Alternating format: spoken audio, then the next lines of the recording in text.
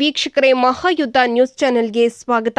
ರಾಯಚೂರು ತಾಲೂಕಿನ ಎಡಪ್ನೂರು ಗ್ರಾಮದಲ್ಲಿ ಈ ಹಿಂದೆ ಸೆಪ್ಟೆಂಬರ್ 18ರಂದು ಮಧ್ಯರಾತ್ರಿ ಭಾರೀ ಅತಿವೃಷ್ಟಿ ಅನಾವೃಷ್ಟಿ ಮಳೆಯಿಂದಾಗಿ ಗ್ರಾಮದ ಮೇಲಿರುವ 7 ಕೆರೆಗಳು ಒಡೆದು ಸಂಪೂರ್ಣ ಎಡಪ್ನೂರು ಗ್ರಾಮದೊಳಗೆ ನೀರು ನುಗ್ಗಿ ಸುಮಾರು 150 ಮನೆಗಳ ಮೇಲೆ ನೀರು ನುಗ್ಗಿರೋದ್ರಿಂದ ಗ್ರಾಮಸ್ಥರು ಬೀದಿಗೆ ಬೀಳುವ ಪರಿಸ್ಥಿತಿ ಬಂದಿದ್ದು, ಘಟನಾ ಸ್ಥಳವನ್ನು ಪರಿಶೀಲಿಸಲು ರಾಯಚೂರು ಸಹಾಯಕ ಆಯುಕ್ತರು ಸಂತೋಷ್ ಕಾಮಗೌಡ ಮತ್ತು ತಹಶೀಲ್ದಾರ್ ಹಂಪನ ಘಟನಾ ಸ್ಥಳವನ್ನು ಪರಿಶೀಲಿಸಿ ತಮಗೆಲ್ಲರಿಗೂ ಪರಿಹಾರವನ್ನು ಒದಗಿಸುತ್ತೇವೆ ಎಂದು ಗ್ರಾಮಸ್ಥರಿಗೆ ಮಾತು ಕೊಟ್ಟಿದ್ದರು.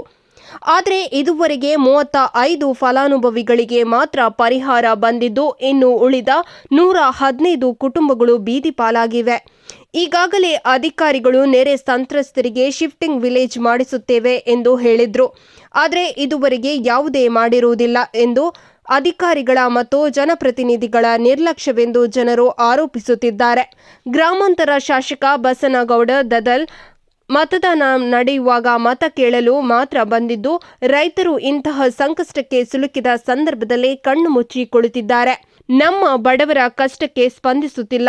ನಮ್ಮ ಗ್ರಾಮದ ರೋಡಿನ ಮೇಲೆ ಮಿರ್ಜಾಪುರ್ ಗ್ರಾಮಕ್ಕೆ ತೆರಳುತ್ತಿದ್ದಾರೆ. ಊರ ಹೊರಗಿನ ರೋಡಿನಲ್ಲಿ ನಿಂತು ತಮ್ಮ ಆತ್ಮೀಯ ಕಾರ್ಯಕರ್ತರನ್ನು ಮಾತ್ರ ಭೇಟಿ ಮಾಡಿ ಹಾಗೆ ಹೋಗುತ್ತಾರೆ. ಗ್ರಾಮದ ಕುಂದು ಕೊರತೆಗಳ ಬಗ್ಗೆ ವಿಚಾರಿಸದೆ ಹೋಗುತ್ತಿದ್ದಾರೆ ಎಂದು ಗ್ರಾಮಸ್ಥರು ಆರೋಪಿಸುತ್ತಿದ್ದಾರೆ.